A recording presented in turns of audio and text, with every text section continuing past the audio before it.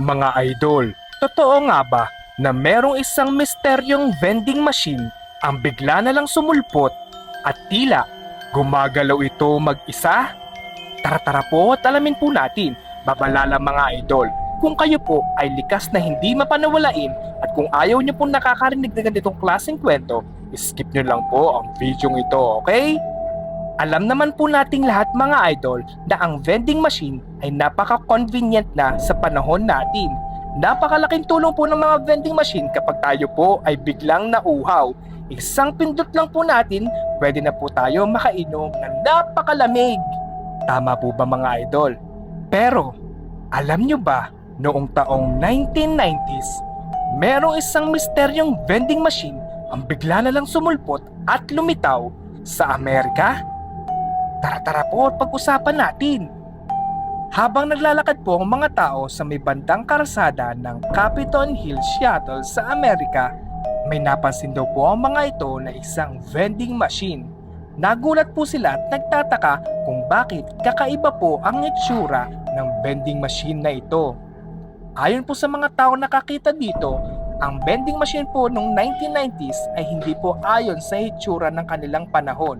O kumbaga, from the past daw po ang hitsura ng vending machine na ito. Katulad po nito mga idol. Yan.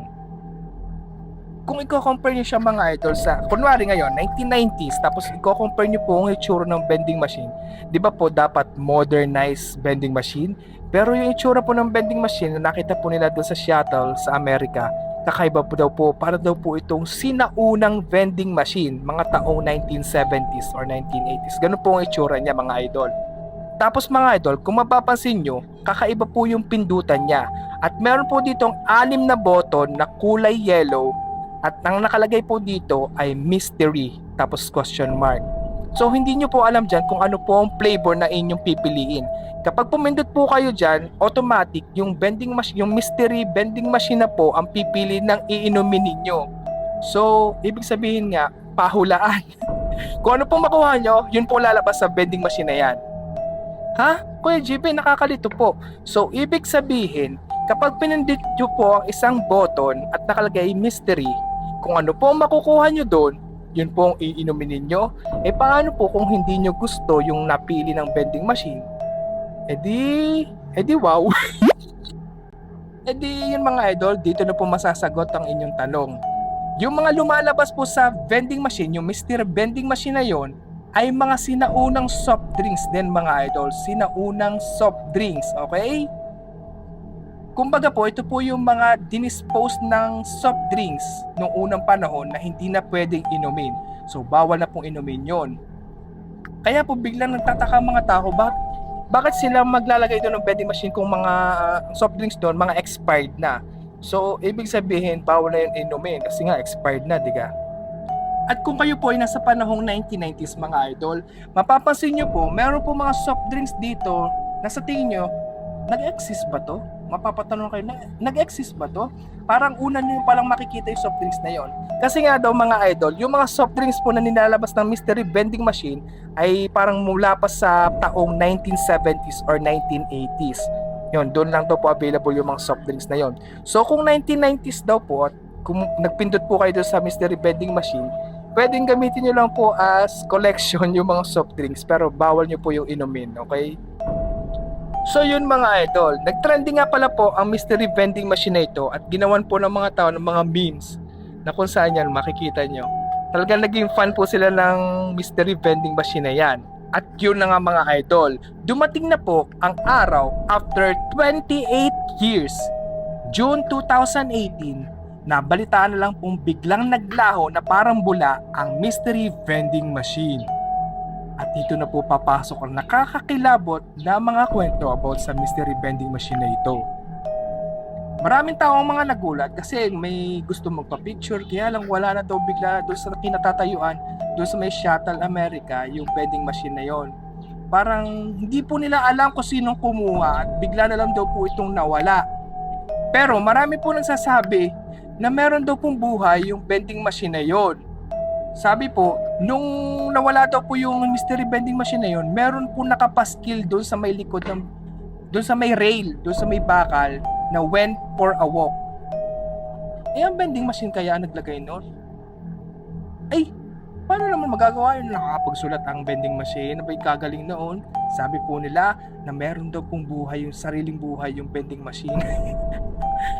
Oh, ewan ko lang din kung tunay o meron may nagmamay-ari ng vending machine na kung saan pinaskill yung mensahe dun sa may bakal. Pwedeng ganon. Pero siguro yung vending machine na magsusulat parang hindi naman, diga.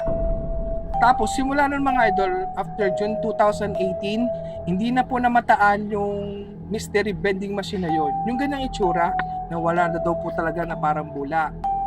So, sa tingin ko mga idol, ninakaw yon or ginawa parang pan-display sa exhibit, gano'n. Pero para sa akin mga idol ha, sa tingin ko wala naman siyang talagang buhay.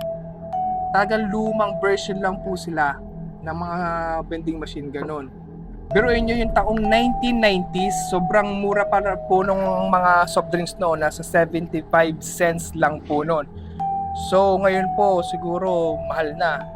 Nung cents lang po noon, nung sa Amerika, cents pa lang po yung bari-bariya lang pong halaga ng mga soft drinks.